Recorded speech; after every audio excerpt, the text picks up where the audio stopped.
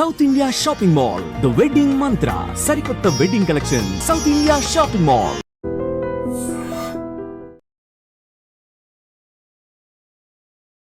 నమస్కారం, welcome to I dream. ధర్మ మార్గం విత్ విజిత కార్యక్రమానికి స్వాగతం.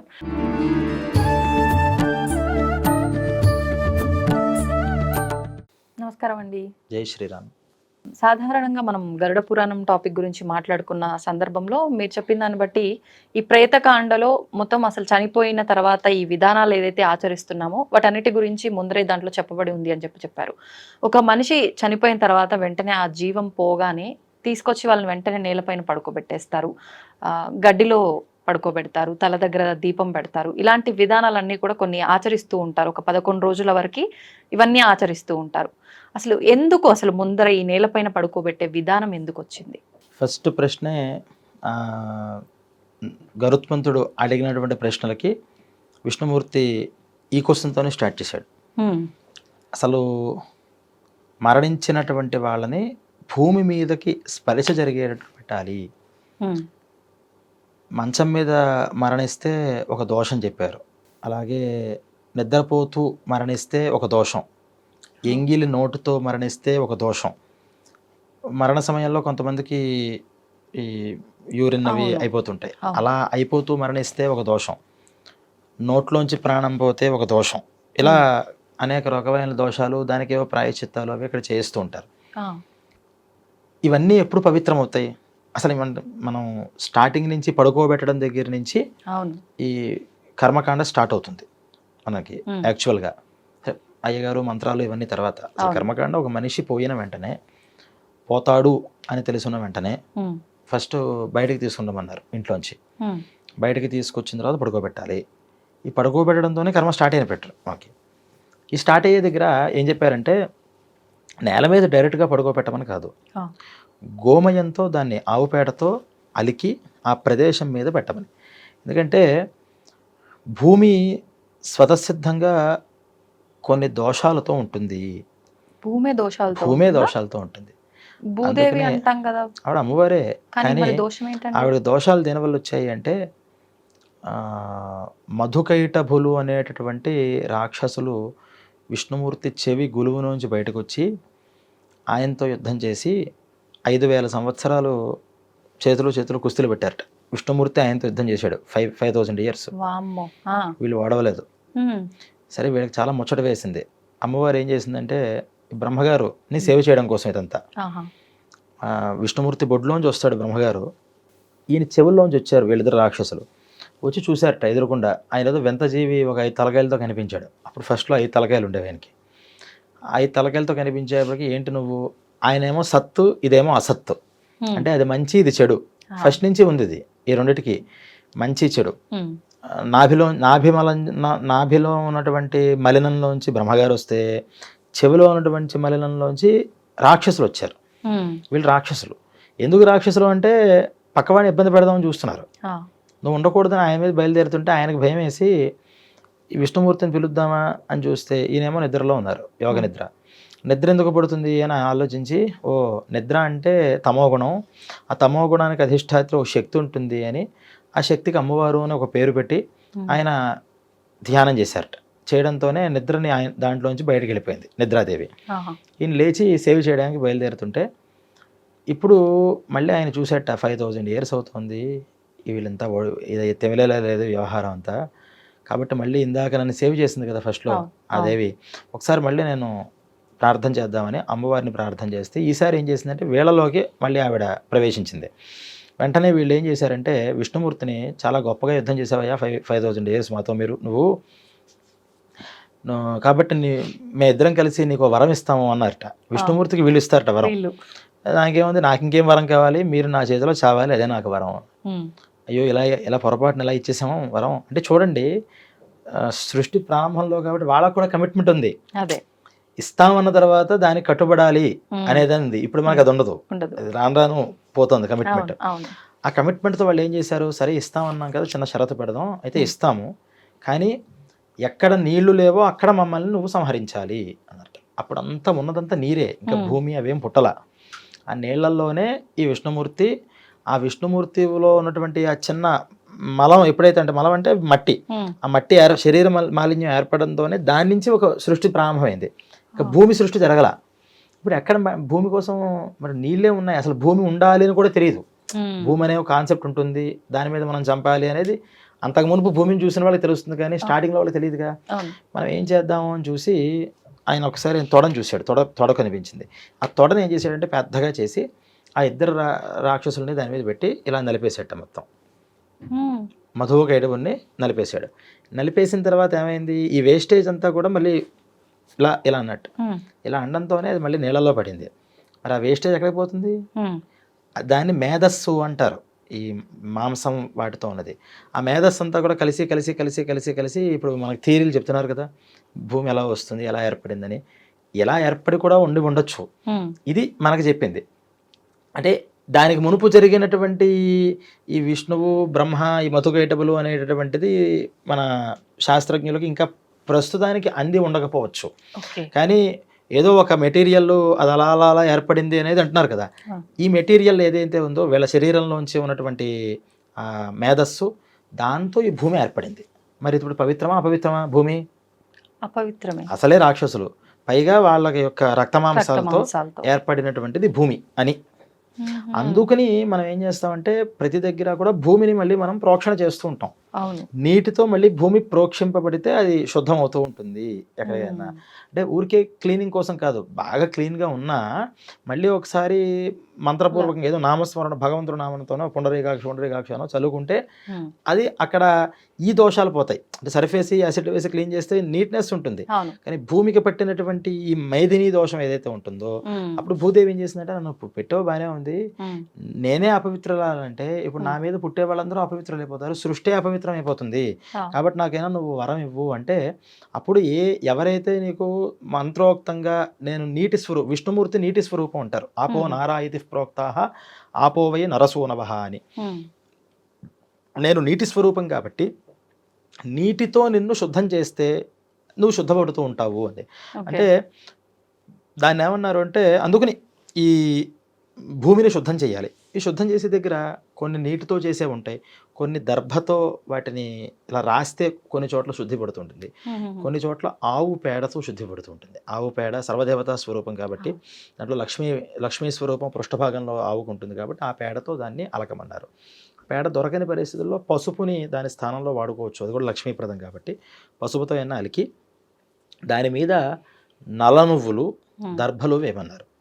ఓకే. నల్ల నువ్వులు దర్భలు. దర్భలు. మనకి చాలా చోట్ల దర్భలు అంటే 7 రెల్లుగడ్డిని కూడా దర్భలు అంటారు. ఉమ్, రెల్లుగడ్డి కూడా ఒక రకమైన దర్భే. ఆ పూర్వం మనకి పల్లెటూర్లలో వాటిలో రెల్లుగడ్డి బాగా దొరుకుతూ ఉండేది, అంటే రెల్లుగడ్డి తీసుకొచ్చి చేసేవారు. ఉమ్, ఇప్పుడు మరి ఆ రెల్లుగడ్డి కూడా దొరకకపోతే, ఆవు పేడ దొరకకపోతే ఎలాగైతే పసుపు వచ్చిందో అలా ఈ దర్భలు దొరకనప్పుడు గడ్డి దాని స్థానంలో వచ్చింది. ఉమ్, ఆ గడ్డిని ఎండుగడ్డిని తీసుకొచ్చి వేయడం అనేది అలా మనకి స్టార్ట్ అయింది. వచ్చింది. యాక్చువల్గా ఏంటంటే దర్భలు నువ్వులు వేయాలి అని విష్ణుమూర్తి చెప్తున్నట్టు దాని మీద వేయాలి. వేసి ఏం చేయాలంటే భూమి మీద పడుకోబెట్టాలయ్యా ఈ శరీరాన్ని. ఎందుకంటే మనిషి పుట్టినప్పుడు భూపతనము అంటారు, అంటే శీర్షోదయం పుట్టినట్టు మనం ఎలా డిసైడ్ చేస్తామంటే శిరస్సు ఫస్ట్ బయటకి కనిపించాలి. ఆ కనిపించినప్పుడు మనిషి పుట్టినట్టు మళ్ళీ మొత్తం బయట పుట్టాలి. భూపతన సమయం వేరు. మళ్ళీ ఆ మనిషిని తీసుకొచ్చి మనం కట్ చేసిన తర్వాత మనం పెడతాం కదా, అది భూపతనం. ఆ భూమి పతనం సమయంలో ఒకటి గ్రహిస్తూ ఉంటారు. ఎలాగైతే పుట్టిన వెంటనే భూమి మీదకి పడతారో మరణించిన తర్వాత కూడా మళ్ళీ భూమి మీదకే వాళ్ళు చేరాలి. అంటే భూదేవి ఇందాకన్నా కదా తల్లి లాంటిది, ఆవిడ మీదకి పుట్టినప్పుడు వస్తాం, మరణించినప్పుడు ఆవిడ ఒడిలోనే కలిసిపోతాం. అలా భూమి మీదకి తీసుకొచ్చి పడుకోబెట్టాలి అని. డైరెక్ట్గా పెట్టకూడదు కాబట్టి ఇవి పెట్టమన్నారు. ఇవే ఎందుకు పెట్టారు? ఇప్పుడు అనేక ద్రవ్యాలు ఉన్నాయి కదా, దర్భలు నువ్వులే ఎందుకు చెప్పారు అంటే ఈ నువ్వులు కానీ దర్భలు కానీ సాక్షాత్తు విష్ణుమూర్తి యొక్క శరీరం నుంచి ఉద్భవించినవి అని ఆ గరుడ పురాణంలో విష్ణుమూర్తి చెప్తున్నాడు. ఏంటంటే విష్ణుమూర్తి యొక్క చెమటలోంచి పుట్టేట నువ్వులు. ఆయనకి చెమట పుట్టింది, ఆ చెమట పుట్టినప్పుడు దాంట్లోంచి పుట్టినవే ఈ నువ్వులు. అవి 3 రకాలుగా ఉంటాయి. ఎరుపు నువ్వులు ఉంటాయి, నల్ల నువ్వులు ఉంటాయి, తెల్ల నువ్వులు ఉంటాయి. ఈ 3 రకాల నువ్వులు కూడా తిలా కృష్ణాహ తిలా శ్వేతాహ అని. తెల్ల నువ్వులైనా సరే, నల్ల నువ్వులైనా సరే, ఏ నువ్వులైనా సరే నువ్వులు పవిత్రతని చేకూరుస్తాయి. అందుకని విష్ణుమూర్తి సాక్షాత్తు శరీరం నుంచి ఉద్భవించినటువంటి నువ్వులు కాబట్టి అది భూమి మీదకి వేయడం వల్ల భూమికి ఎవరు భూపతి ఎవరు? మళ్ళీ విష్ణుమూర్తే. సాక్షాత్తు మళ్ళీ అవి తీసుకొచ్చి ఆ నువ్వుల్ని భూమి మీద ఉత్తప్పుడు వేయకూడదు. ఉత్తప్పుడు నువ్వుల్ని తీసుకెళ్ళి భూమి మీద వేస్తామంటే కుదరదు. ఆ. ఏదో పంట కోసం వేయడం వేరు కానీ కింద ఊరికే వేయకూడదు. కానీ ఇక్కడ ఎప్పుడైతే అది పడిందో ఋతుమతి అయినటువంటి స్త్రీ, ఈ అలికడం వల్ల ఏమవుతుందంటే ఒక ఋతుమతి అయినటువంటి స్త్రీ భర్త యొక్క సాన్నిధ్యాన్ని ఎలాగైతే కోరుకుంటుందో అలా ఈ అలకడం ద్వారా ఋతుమతి అయ్యింది ఈ భూదేవి. ఈ స్వేదస్సులో అంటే చెమటలోంచి విష్ణుమూర్తి సంబంధించినటువంటి ఆ నువ్వులు, అలాగే దర్భలు ఆయన విష్ణుమూర్తి యొక్క రోమాలుగా చెప్పారు. శరీరంలో పైన వెంట్రుకలు దర్భలు ఈ రోమాల్లోంచి పుట్టాయి అని. ఆ రోమాల్లోంచి వచ్చినటువంటివి ఇక్కడ వేయడం వల్ల ఆ భర్త యొక్క సంయోగం జరిగి పుత్రత్వాన్ని స్వీకరిస్తాయి, అంటే తల్లి స్థానాన్ని అది పొందుతుంది. అంటే భూమి అప్పటిదాకా కూడా ఒక కన్యకగా అనుకుంటే ఆవిడ ఒక తల్లి స్థానానికి చేర్చాలి అంటే ఇవన్నీ తీసుకొచ్చే సంయోగం చేయడం వల్ల ఆవిడ తల్లి అయ్యి ఈ మరణించినటువంటి ఆ శవాన్ని తన ఒడిలోకి తను చేర్చుకుంటుంది అని ఈ రెండింటినీ కూడా అక్కడ పెట్టాలి అని చెప్పారు అనమాట. అలాగే దర్భల్లో కూడా కుశమూలే స్థితో బ్రహ్మ కుశమధ్యే జనార్దన కుశాగ్రే శంకరం విద్యాత్ త్రయోదేవా కుశే స్థితా అని కుశలో అంటే దర్భలు, ఆ దర్భల యొక్క మూలంలో బ్రహ్మ, మధ్యలో విష్ణువు, అగ్రాల్లో శంకరుడు కూడా ఉంటారు అని అవి వేయడం వల్ల అన్ని దేవతలు, త్రిమూర్తులే కదా అన్నిటికీ మూలం, అన్ని దేవతల మీద వాళ్ళు ఆసాదింపబడతారు. ఇవన్నీ చేయడం దేనికయ్యా అంటే వాళ్ళ మార్గం సుగమంగా పారి. ఇప్పుడు పడుకోబెట్టేప్పుడు కూడా ఏం చేస్తారంటే శిరస్సుని దక్షిణం వైపు ఉంచేలాగా పడుకోబెడతారు. మామూలుగా అంటే పురాణికంగా చూస్తే రెండు పద్ధతులు ఉన్నాయి. పురాణికంగా కాళ్ళనేమో దక్షిణం వైపు పెట్టమని గరుడ పురాణంలో కనిపిస్తుంది, కానీ కర్మతంత్రంలో చూస్తే ఏమో శిరస్సుని దక్షిణం వైపు పెట్టమని కనిపిస్తుంది. సరే ఏది పెట్టినా పాదాల్లోంచి ప్రయాణం అవ్వాలన్నా అంటే రూట్ అది. కొన్ని చోట్ల మన సెల్ ఫోన్ పనిచేయలేదంటే అలా చేతులు పెట్టుకుని వెతుకుతాం సిగ్నల్ కోసం. సిగ్నల్ ఎటు వస్తే అటు నుంచి వెళుతుంది. అలా యమలోకం యొక్క సిగ్నల్ అంతా దక్షిణ భాగంలో ఉంది. మన భూమికి దక్షిణ దిగ్భాగంలో యమలోకం, అందుకనే దక్షిణ దిక్కుకి అధిపతి యముడు. అందుకనే నిద్రపోయేటప్పుడు దాన్ని చూస్తూ పడుకోకూడదు. యముడు యొక్క కాల్స్ తొందరగా వస్తాయి, బ్యాడ్ డ్రీమ్స్ అవి వస్తూ ఉంటాయి చెప్తారు. ఇలా ఈ పడుకోబోయేటువంటి వ్యక్తి ఎక్కడికి వెళ్ళాలి? మళ్ళీ ఆ లోకానికి వెళ్ళాలి. ఎవరు ఎంత పుణ్యాత్ముడైనా సరే ఆయన దగ్గర క్లియరెన్స్ తీసుకోకుండా వేరే లోకాలకి వెళ్ళే అర్హత లేదు. అందుకని వెళ్ళాలి. ఆ లోకాల్లో వాళ్ళకి ఆ ఛానల్స్ అన్ని డిస్టర్బెన్స్ లేకుండా క్లారిటీగా వాళ్ళు పయనించాలి అంటే ముందర ఇంతకాలము ఆవాసంగా ఉన్నటువంటి ఈ శరీరం ఏదైతే ఉందో దీన్ని ఫస్ట్ పవిత్రంగా ఉంచాలి. ఇది పవిత్రంగా ఉన్నంతసేపే అది వెళుతూ ఉంటుంది. ఫోన్ బాగుంటేనే కదా దాంట్లో మనకి సిగ్నల్స్ అందుతాయి. అందుకని దీన్ని పవిత్రంగా చేయడం కోసం ఇక్కడ గోమయంతో వరకు నువ్వులు వేసి దర్భలు వేసి దీన్ని పెట్టాం. ఇది పెట్టిన తర్వాత ఎటు వెళ్ళాలో తెలియని పరిస్థితుల్లో ఉంటుంది ఆ జీవం. ఎందుకంటే ఇక్కడ మనకు శరీరంలో ఉంటే కళ్ళతో మనం దాన్ని చూస్తాం. శరీరం నుంచి బయటకు వచ్చిన తర్వాత మనుషులు ఇవి అన్నీ కనిపించవట ఫస్ట్ డైరెక్ట్గా. అప్పుడే పుట్టిన పిల్లాడిలా ఉంటాడు. ఏం కనిపిస్తాయి? ప్రాణం వదిలిన వెంటనే ఆ బయటకు వచ్చిన వెంటనే ఒక జ్యోతి రూపంగా, జ్యోతి అన్నా కనుక కాగడాగా చూపిస్తే ఆహా ఇటు మనం వెళ్ళాలన్నమాట అని పయనం చేస్తారు. అందువల్ల తలకాయ దగ్గర మనకి ఈ దీపం పెట్టమని. అందుకని దక్షిణం వైపు తలకాయ పెడితే ఏమవుతుందంటే తలకాయ పైన ఈ దీపం పెడతారు కాబట్టి ఆ దీపం అక్కడ కనిపించిన వెంటనే ఈ దిక్కుగా మనం పయనించాలి అని ఆ దిక్కుగా తన ప్రయాణం చేస్తాడట. అప్పుడు ఈ యమలోకలో యమభటులు కూడా అప్పుడే ముందరగా ప్రాణాన్ని తీసుకెళ్ళడం రెండు కూడా ఒకేసారి జరుగుతాయి. అంటే యమభటుల చేతిలో పూర్తిగా సరెండర్ అయిపోడు. అప్పటిదాకా శరీరంలో నేను నేను నేను అనుకున్నాడు, ఒక్కసారి అలా సరెండర్ అయిపోతాడు. ఎటు వెళ్ళాలి, ఎటు పారిపోవాలని చూస్తుంటాడు. ఈ పారిపోయే ఈ దిక్కు కనిపిస్తుంది దీపం. వెళ్ళాలి అనుకుంటాడు, వాళ్ళకి కావాల్సిందే అటు వెళ్ళడం, అటు వాళ్ళు తీసుకెళ్తూ ఉంటారు. ఇలా వాళ్ళ పయనం స్టార్ట్ అవుతుంది. అందువల్ల తలకాయ దగ్గర దీపం పెట్టడం అనేది ఫస్ట్ రోజు ఖచ్చితంగా జరగాలి. మరి తర్వాత 10 రోజులు కూడా ఎక్కడైతే మరణించారో లేదా ఎక్కడైతే మనం పడుకోబెట్టామో, అందరూ ఇళ్లలో ఇప్పుడు హాస్పిటల్లో పోతారు, కానీ శవాన్ని తీసుకొచ్చి ఎక్కడైతే పడుకోబెట్టామో అక్కడ మళ్ళీ ఈ దీపాన్ని పెట్టి చేస్తూ ఉంటారు. ఎందుకు ఇది అంటే మళ్ళీ అక్కడ శిలాస్థాపనం అనే ఒక చిన్న గులకరాయి మీద ఈ జీవిని తీసుకొస్తారు. తర్వాత ఎపిసోడ్లో మనం చెప్పుకుందాం. ఆ జీవికి మళ్ళీ వెళ్ళి వస్తూ ఉంటాడు, అక్కడక్కడే సంచరిస్తూ ఉంటాడు, మళ్ళీ ఒక దగ్గరికి వస్తూ ఉండాలి. ఎక్కడ రావాలన్నా సరే ఇది ఛానల్ అనమాట. ఇది దీపాన్ని చూసుకుని మళ్ళీ అక్కడికి వస్తూ ఉంటాడు, దీపాన్ని చూసుకుని ఆ దిక్కుకు మళ్ళీ వెళుతూ ఉంటాడు అని ఈ 10 రోజులు కూడా అక్కడ ఆ స్థానంలో దక్షిణ దిక్కు వైపు తిరిగేలాగా దీపం పెట్టాలి అని. అక్కడ కూడా ఒంటి ఒత్తితో పెట్టమన్నారు. 2 ఒత్తులో 3 ఒత్తులో 4 ఒత్తులో పెడితే కన్ఫ్యూజన్ వస్తుంది, ఎటు ఏది వెళ్ళాలో అర్థం కాదు. అందుకని ఒకే దిక్కుగా ఆ దక్షిణ వైపు చూసేలాగా దీపం పెట్టడం వల్ల ఆ దిక్కుగా నేను వెళ్ళాలి అనే ఒక ప్రచోదన ఆ జీవికి ప్రేతకి కలుగుతుంది అని చెప్పారనమాట.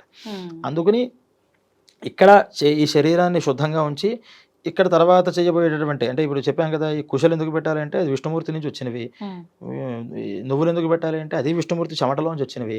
ఈ వచ్చినటువంటివి ఆ భూమి మీద శుద్ధంగా అయినటువంటి ఆ భూమి మీద వేయడం వల్ల ఆధానం జరిగి తను ఒక స్త్రీమూర్తిగా మారినప్పుడు తన ఒడి మీదకి ఈ బిడ్డని తీసుకొచ్చి పెడితే ఆ మాతృత్వం అనేది ఆ పిల్లాన్ని ఎలా తీసుకోవాలి, నేను ఎలా శుభగతులు ఎలా కలిగించేలాగా వీడు చేయాలి, ఆ పైన లోకాల్లో ఇబ్బందులు లేకుండా ఎలా చేయాలి, వీడి పుణ్య సంస్కారాలను ఎలా బయటకు తీసుకుని రావాలి అని ఆ మాతృహృదయం ఆలోచిస్తూ ఉంటుంది. ఎప్పుడైతే తల్లి ఇక్కడ ఆలోచిస్తుందో తండ్రి కూడా దీనికి అనుగుణంగా ఆలోచిస్తాడు అని అలా పడుకోబెట్టమన్నారు. చూసారా, పడుకోబెట్టే దగ్గర నుంచి కూడా మన ఉద్దేశం ఏంటి అంటే వాడికి శుభగతులు కలగాలి.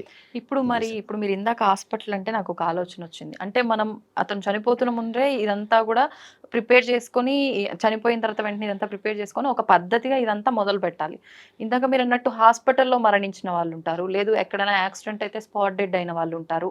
ఇప్పుడు ఇక్కడ వాళ్ళకు ఈ ప్రాసెస్ అంతా కూడా జరగదు. మీరు అన్నట్టుగా ఆ గోమయంతో అలగటం కానివ్వండి, ఈ నువ్వులు, ఈ గడ్డి ఇదంతా అంటే ఇంటికి వచ్చిన తర్వాత వేస్తారేమో, కానీ అప్పటికే వాళ్ళని క్లాత్లో చుట్టేయటము, ఇలా జరిగిన వాళ్ళని, ఇవన్నీ ఉంటాయి కదా. మరి ఇప్పుడు వాళ్ళు ఉత్తమ గతి చెందరంటారా? మీకు మరణించిన వెంటనే దీంట్లో 2, ఒకటి మరణించే మునుపుగా బయటకు తీసుకొచ్చి పడుకోబెట్టడం, కొంచెం అంటే జీవం ఉన్నప్పుడే కొన ఊపిరితో ఉంటారు, ప్రాణం పోదు. అప్పటిదాకా మంచం వచ్చిన వాళ్ళు గబుక్కుని తీసుకొచ్చి బాబు ఇంక అయిపోయేలా ఉంది, తీసుకునండి తులసికోట పెట్టండి అని తులసికోట దీపాన్ని సిద్ధం చేసి అక్కడ కూర్చోబెడతారు. ఇలా లేకుండా నిద్రలోనే పోయారు. మనం ఈ హాస్పిటల్ దాకా వెళ్ళక్కల, ఇంట్లోనే నిద్రలో మంచమే పోయారు. అప్పుడేంటి అంటే తెలిసిన వెంటనే తీసుకొచ్చి పెట్టడం, తెలిసిన వెంటనే బయట సిద్ధం చేసుకోవడం. పోయారని తెలిసిన తర్వాత గోమయాన్ని, అవి అందరికీ అందుబాటులో ఉండే వస్తువులేగా, ఎక్కడికో వెళ్ళాల్సింది లేదు, అవి ఏర్పాటు చేసి అక్కడి నుంచి తీసుకొచ్చి పెట్టడం. ఇప్పుడు మీరు అన్నట్టు హాస్పిటల్లోనో లేకపోతే ఎక్కడైనా దూర ప్రాంతాల్లోనో మరణిస్తే అక్కడి నుంచి మనం ఇంట్లో తీసుకొచ్చేదాకా కూడా ఇదే పరిస్థితి ఏర్పాటు చేయాలి. మరి మీరు అడిగిన ప్రశ్న ఏంటి అంటే, ఇక్కడ పోయేటప్పుడే వాళ్ళ యమభట్టులందరూ వచ్చి ఆయా దిక్కుల్ని తీసుకెళ్ళాలి అనుకున్నప్పుడు, ఇప్పుడు ఆ హాస్పిటల్ దగ్గర నుంచి ఇక్కడికి 1 or 2 hours పడుతుంది. ఈ 2 hours ఆ జీవి ఏం చేస్తాడు, అతనికి ఏమీ మార్గాలు కనిపించవు కదా. అందుకనే వాటిని ఏమన్నారంటే దుర్మరణాలు అన్నారు. ఇది సుఖమరణం, అవి దుర్మరణం. అంటే మనకి తెలుసున్న వాళ్ళ ఇంట్లో మనం చూస్తూ ఉండగా అలా ప్రాణాన్ని వదిలేయడం అనేది సుఖమరణంగా చెప్తే, ఇది ఆకస్మిక మరణాలు, దుర్మరణాలు. వీటికి మళ్ళీ అందుకనే అక్కడ ఆయా సమయాల్లో ఏం చేయాలో తెలియక తిరుగుతూ ఉంటాడు కాబట్టి అతన్ని రిలీజ్ చేయడానికి అక్కడ ప్రాయశ్చిత్తాలు చెప్పారు. ప్రతి దుర్మరణానికి కూడా ఒక ప్రాయశ్చిత్తం. హాస్పిటల్లో మరణిస్తే ఒక రకమైన ప్రాయశ్చిత్తం, ఇంట్లో మంచం మీద చెప్పాను కదా, మంచం మీద పరిస్తే ప్రతిదానికి కూడా ప్రాయశ్చిత్త కర్మను ఆచరించడం వల్ల అక్కడ దాకా కన్ఫ్యూజ్ అయినటువంటి జీవి మళ్ళీ ఇది వచ్చిన తర్వాత వెళుతుంది. అందుకనే ఎప్పుడైనా సరే, ఇప్పుడు ఈ రోజుల్లో అమెరికా నుంచి, లండన్ నుంచి కొడుకులు రావాలి, కూతుళ్ళు రావాలి, వాళ్ళెవరో రావాలి అని 3-4 రోజులు ఉంచేస్తున్నారు. కానీ అలా ఉంచకూడదు. సూర్యోదయ సూర్యాస్తమయాలు ఆ శవం మీద పడితే అక్కడ లోకాల్లో వీళ్ళకి చాలా ఇబ్బందులు కలుగుతాయి.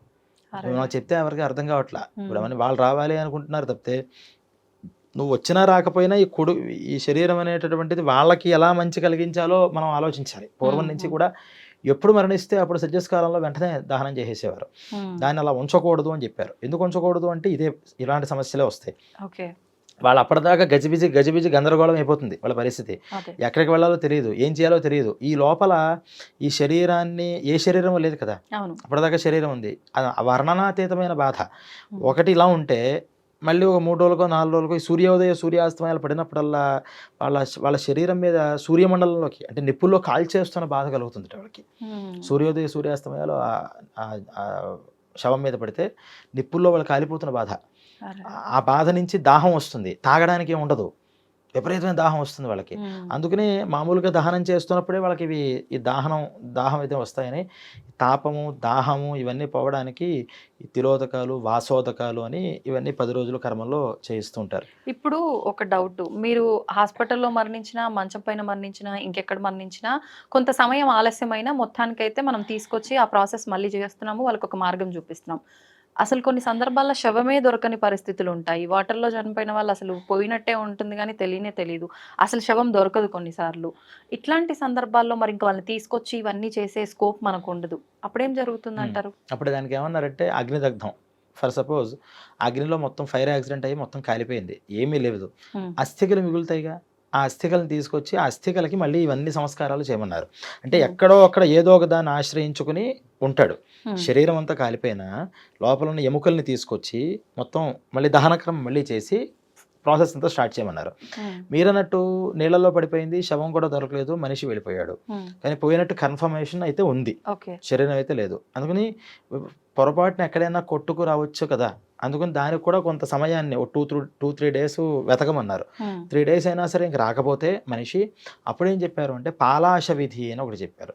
మోదుగ చెట్లు ఉంటాయి మన తెలంగాణలో, ఆ మోదుగ చెట్లతో శరీరంలో ఒక్కొక్క అవయవం దగ్గర ఇన్నిన్ని మోదుగ కొమ్మల్ని పెట్టి ఒక శరీరం ఆకృతిని తయారు చేసి, ఈ పోయినటువంటి వాళ్ళ యొక్క కొడుకు, ఆ పోయిన వాళ్ళకి తండ్రికి కొడుకుకి ఒక సంబంధం ఉంటుంది కాబట్టి ఆ సంబంధంతో ఆ పోయిన వాళ్ళని దీంట్లోకి ఆవాహన చేయాలి. హ్మ్. చేయడం వల్ల ఏమవుతుందంటే శరీరం లేదు కదా కర్మ చేయడానికి, వాళ్ళు అక్కడక్కడ తిరుగుతున్నవాడు ఆయా మంత్ర ప్రభావాల వల్ల ఈ శరీరంలో ఇన్ని ఐటమ్స్తో ఇలా తయారు చేయాలని, మనం ఏదో బొమ్మ తయారు చేస్తే మళ్ళీ సరిపోదు, ఎలా తయారు చేయమని చెప్పారో అలా తయారు చేస్తే ఈ మంత్రం అనేటువంటి ఛానల్తో ఆ పోయిన ప్రేతం మళ్ళీ వచ్చి ఆ బొమ్మలో కూర్చుంటుంది. హ్మ్. అప్పుడు మళ్ళీ దహనం అనేది చేయమన్నారు. అప్పుడు చేసినా మళ్ళీ 3 డేస్ అనుభవించాల్సిందే. ఇప్పుడు వాళ్ళ కర్మ అలా లేకపోతే వాళ్ళెందుకు అలాగా ఫైర్ యాక్సిడెంట్‌లోనో నీళ్ళలో ఎందుకు పోతారు? జలమగ్నులు, అగ్నిదగ్ధులు అంటారు వీళ్ళకి. హ్మ్. వాళ్ళకి మళ్ళీ చేయాల్సిన ఎక్స్‌ట్రా కర్మలన్నీ విడిగా ఉంటాయి. స్పెషల్ కేసెస్ అవన్నీ కూడా. వాళ్ళకి మనం మామూలుగా తద్దినాలు పెట్టినప్పుడు కూడా హ్మ్. అగ్నిదగ్ధులకి సెపరేట్‌గా మళ్ళీ చేస్తారు, ఆహా! జలమగ్నులకి మళ్ళీ సెపరేట్‌గా చేస్తూ ఉంటారు. అంటే వాళ్ళ కర్మ అలా ఉంది కాబట్టే అలా పోయారు. అలా కొంతకాలం 3 ఆర్ 4 డేస్ వాళ్ళు అనుభవించాల్సిందే.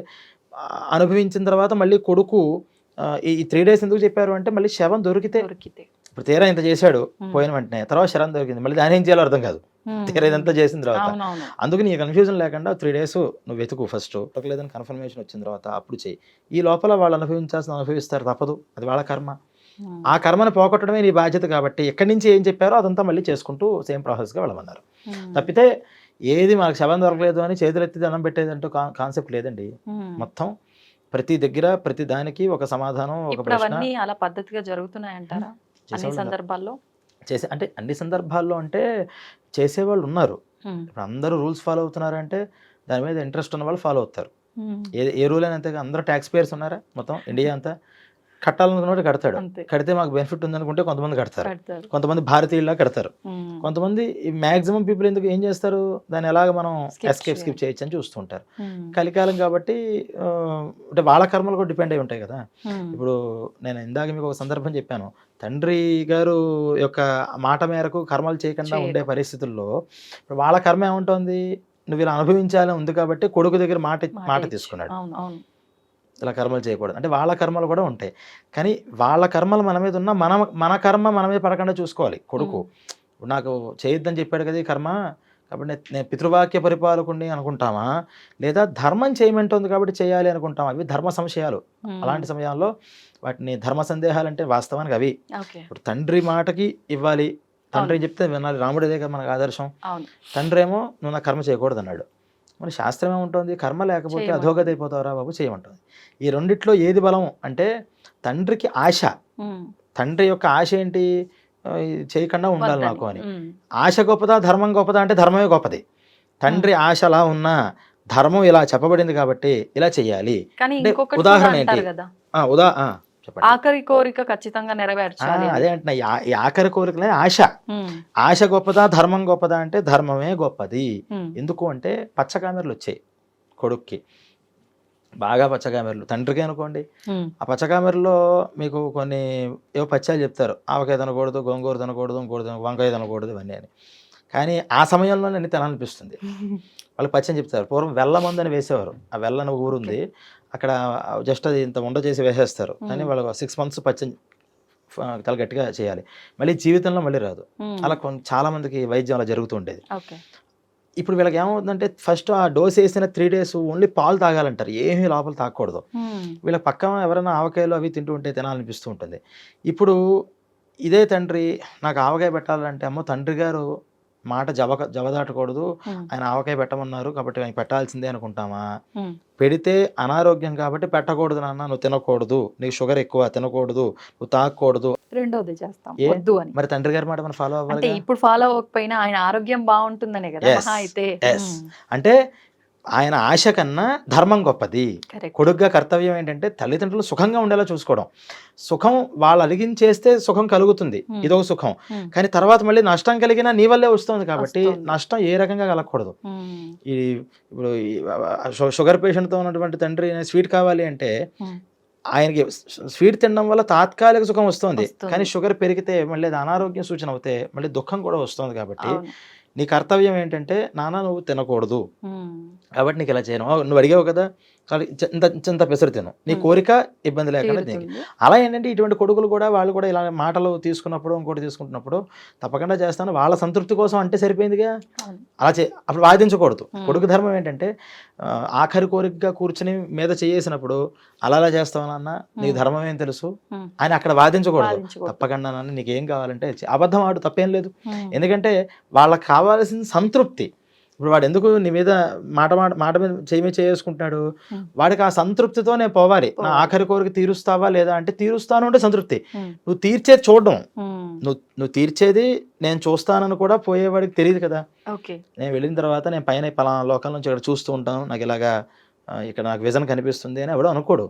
వాడికి ఏం కావాలి ఆ సమయంలో, నేను ఒక మాటని కోరుతున్నాను, నువ్వు నాకు ఆ మాట ఇస్తే నాకు ధైర్యం, మాట ఇచ్చే ఆ ధైర్యం అక్కడితో అయిపోయింది. కానీ తర్వాత అది ధర్మమా అని చూసి ఇప్పుడు నువ్వు చేసే పని వల్ల నువ్వు ఇబ్బంది పడినా పర్వాలా. తండ్రికి ఇచ్చిన మాట వల్ల నాకు ఇబ్బంది కలుగుతోందండి, ఇప్పుడు తండ్రి గారు అరే చెరవ సగం తీసుకోవడం పంచాలరా, కానీ మీ తమ్ముడు నీకన్నా బాగా పూర్గా ఉన్నాడు కాబట్టి తమ్ముడికి 80% ఇద్దాం అనుకున్నాను, నీకు 20% ఇద్దాం అనుకున్నాను అనుకో. లాస్ట్ విషయం అడిగాడు, తీర్చరా? అస్సలు ఒప్పుకునేదే లేదు. మరి తండ్రి విషయం కదా, తీర్చాలి కదా. అంటే ఆస్తుల దగ్గర మన ఇష్టం, కానీ ధర్మం దగ్గర ఏముంటుంది, ధర్మం దగ్గర తీర్చు. అలాగేనా దానికి ఓకే అను, ఇప్పుడు ఎలా తీరుస్తావు అని గొడవలు పడకు. ఆయనకు కావాల్సింది అంటే నువ్వు ఓకే అంటే చాలా ఆయనకి సంతృప్తి. నా కొడుకు నన్ను ఓకే అన్నాడు, కానీ ఆత్మశాంతి ఉండదు అంటారు కదా. ఇదేనంటున్నా. ఇప్పుడు ఓకే అన్న తర్వాత ఇప్పుడు ఈ తండ్రికి ఇచ్చే మాట 80% 20% ఇవ్వడం వల్ల నష్టం తండ్రిగా నీకా? ఈయనకే కదా. నాకు నష్టం అయినా పర్వాలేదు, తండ్రికి నష్టం అయితే మాత్రం ఆ పని నేను చేయను. అది ధర్మం అంటే. నాకు నష్టం అదేంటంటే అంత తండ్రిలు అనుకున్నాడు, పితృవాక్య పరిపాలన అంటే అదే. మరి లాస్ట్ విష్ వాళ్ళు అది ఫుల్ఫిల్ చేయడం అంటే అర్థం ఏంటంటే తమ్ముడికి 80% ఇచ్చేసేసే, నువ్వు 20 తీసుకో. బాధపడితే నేను బాధపడతా, నా కొడుకు బాధపడతారు తప్పితే తండ్రికి బాధ కలగదు. కానీ ఇందాక నేను చెప్పినటువంటిది, నాకు లాస్ట్ విష్ నువ్వు ఇవ్వాలి, నాకు ప్రామిస్ చెయ్యి, నాకు నువ్వు కర్మకాండ చేయకూడదు అని కనుకంటే దానివల్ల బాధపడేది ఎవరు? కర్మకాండ చేయకపోతే పోయిన వాళ్ళు బాధపడతారు. వీళ్ళు ఎలాగో బాధపడతారు చేయకపోవడం వల్ల, వీళ్ళతో పాటుగా పోయిన వాళ్ళు కూడా బాధపడతారు. కాబట్టి మన ఇంటెన్షన్ వాళ్ళు బాధపడకుండా ఉండడం. అప్పుడు ఈ మాటని అంటే తండ్రికి ఇచ్చిన మాట దాటినా తప్పులేదు. ఇప్పుడు ఈయన ఇక్కడ చేయాల్సిన కార్యక్రమాలన్నీ చేయకపోతే ఇప్పుడు ఆయన అంటే వాస్తవంగా చెప్తారు కదా, ఎటువంటి కార్యక్రమాలు అయితే మనం చేయకుండా ఉంటామో పితృదేవతలకి, వాళ్ళు అంటే ఏదో త్రిశంకు స్వర్గంలో ఎలాడుతూ ఉంటారు కాబట్టి వాళ్ళు పైకి వెళ్ళలేరు, కిందికి రాలేరు. వాళ్ళ కర్మలు తీర్చుకోవాలంటే ఖచ్చితంగా మళ్ళీ భూమిపైకి జన్మ తీసుకొని రావాలి. ఇంకా రాలేరా ఎప్పటికీ? ఇప్పుడు ఇందాక నేను చెప్పాను కదా, 3 days వీళ్ళ పరిస్థితి ఏమవుతుంది, ఎక్కడికి వెళ్ళాలో తెలియదు, శరీరాలు లేవు, ఎక్కడికి వెళ్ళాలో తెలియదు. వీళ్ళేమో ప్రాణం తీసేసి యమభటులు పెట్టారు, కానీ యమభటులు ఒక మార్గం దగ్గరికి తీసుకెళ్ళరు. అక్కడికి తీసుకెళ్ళాలి అంటే ఇప్పుడు ఇందాక చెప్పిన ఈ పొజిషన్ ఉండాలి. ఈ పొజిషను ఇది కనిపిస్తే ఈ శరీరానికి శుద్ధి వస్తే వాళ్ళు అక్కడికి తీసుకెళ్ళడానికి ట్రై చేస్తారు. అక్కడికి వెళ్ళిన తర్వాత కూడా ఇప్పుడు ఈ చేయాల్సిన శరీరం దహనం ఒకసారి జరగాలి. లేకపోతే డైరెక్ట్గా వెళ్ళిపోయిన తర్వాత పైన అక్కడ వీళ్ళకి ఎంత పడింది ఏంటి అని శిక్షలు వచ్చేసి మళ్ళీ ఇక్కడికి పంపిస్తారు. ఇక్కడి నుంచి వెళ్ళాలి అంటే శరీరం దహనం అవ్వాలి. దహనం శాస్త్రోక్తంగా అవ్వాలి, విద్యుక్తంగా అవ్వాలి, ప్రాసెస్ ప్రకారం అవ్వాలి. వితౌట్ ప్రాసెస్, ఆ ప్రాసెస్లో ఏమాత్రం ఇప్పుడు ట్యాగ్ లైన్ వేస్తారండి, దాంట్లో ఒక గీత చిన్న తేడా వస్తే అది దాంట్లోకి సిస్టంలో కనిపిస్తుందా? శరీరం కూడా అంతే, శాస్త్రం కూడా అంతే. ఏది తూచా తప్పకుండా పర్ఫెక్ట్గా చేయాలి. ఇంకా మనం దేవుడి పూజలు చేసినప్పుడు కూడా కాస్త అటు ఇటు జరిగితే ఏదో ప్రాయశ్చిత్తం దేవుడు మనవాడే అనుకుంటాడు. అక్కడ అలా కుదరదు, ఎగ్జాక్ట్గా చెప్పాలి, ఎగ్జాక్ట్గా మంత్రం అలాగే ఎగ్జాక్ట్ క్రియ అలాగే ఉండాలి. ఏమాత్రం తేడా వచ్చినా అది అసలు వెళ్ళదు ముందరికి. అందుకని ఇప్పుడు ఇలాంటి కర్మలు చేయాల్సిన పరిస్థితి వచ్చినప్పుడు ఇక్కడ చేసేటటువంటి కర్మలు ఉంటాయి కదా, ఉమ్, ఈ వీళ్ళ కొడుకులు చేయాల్సిన కర్మలు, అవును. ఈ కర్మలన్నీ కూడా శాస్త్రోక్తంగా జరిగితేనే వాళ్ళకి పైకి వెళ్తాయి. లేకపోతే ఏమవుతారు, వీళ్ళు ఎక్కడికి వెళ్ళాలో తెలియదు, ఉమ్, ఏం చేయాలో తెలియదు, అలా గాలిలో తిరుగుతుంటారు. ఉమ్, వాళ్ళని పిశాచాలు అంటారు.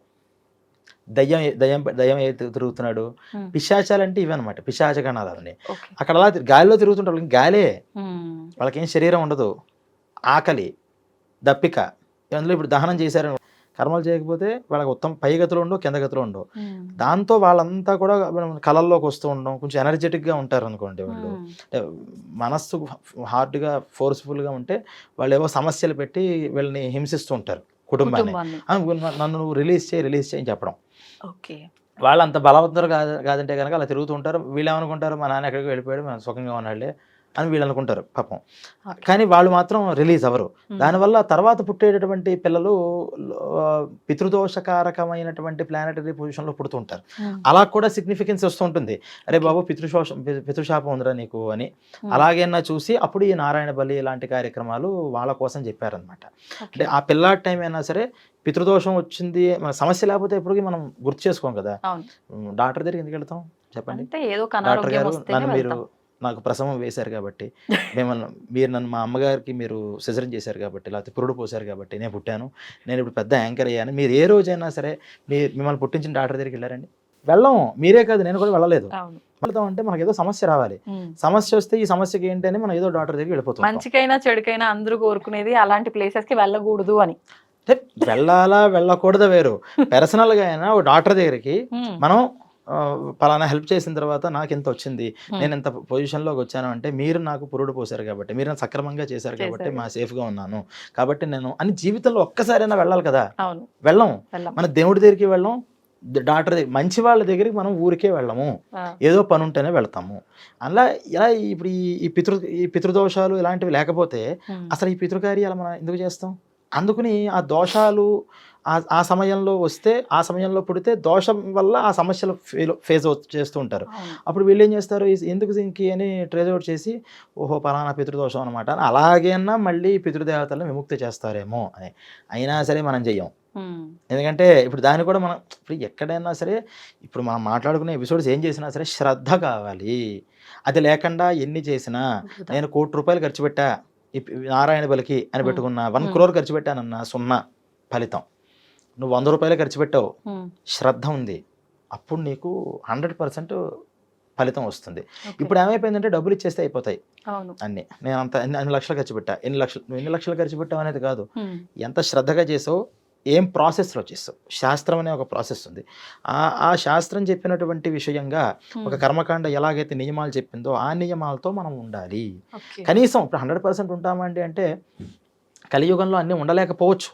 కనీసం 100% మనం శాస్త్రం ఫాలో అవ్వలేకపోయినా మనకి తోచినంతలో 100% మనం శాస్త్రరీతిగా ఉండాలి అని అనుకున్నప్పుడు కూడా మనం శాస్త్రం ఫాలో అయిన ఫలితం ఈ కలియుగంలో మనకు వస్తుంది. అంటే అన్నీ పెర్ఫెక్ట్గా చేసే యుగం కాదు ఇది, కానీ అన్నీ పెర్ఫెక్ట్గా చెయ్యాలి అనే ఇంటెన్షన్తో మనం ఉండాలి అని మనకి దీంతో తెలుసుకోవచ్చు. అందువల్ల మరణించేటప్పుడు మీరు వేసిన ఫస్ట్ ప్రశ్న గరుత్మంతుడు అడిగినటువంటి ప్రశ్నకి సమాధానం చెప్పిన ప్రశ్నలాగానే వేశారు.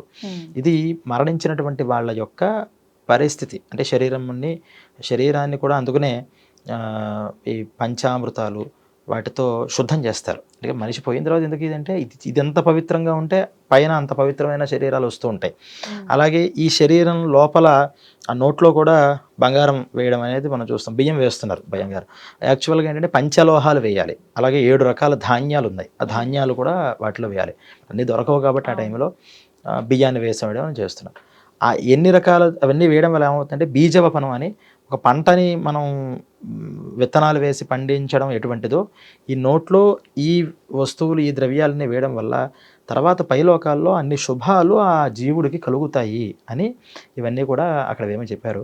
ఇలా అనేక విషయాలు మనకి ఈ గరుడ పురాణం ద్వారా మనం తర్వాత ఎపిసోడ్లో మనం తెలుసుకోవచ్చు. తప్పకుండా అండి.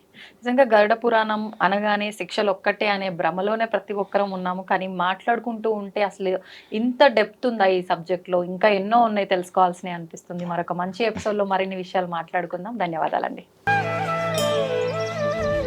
దీన్ని తవ్వండి, తవ్వుతున్న శివలింగం. సరే దాన్ని అట్లా కప్పేసేయండి, చూపించదండి. Krishna is there. మూర్తి పూజ కాదు, సాక్షాత్ బ్రజేంద్ర నందన భగవాన్ ఉన్నారు మూర్తిలో. ఏమీ ఆశించకుండా ఆరాధించే వాళ్ళు కూడా ఉన్నారా ప్రభుజీ? నిజమైన భక్తి అంటే మనకు తెలియదు కాబట్టి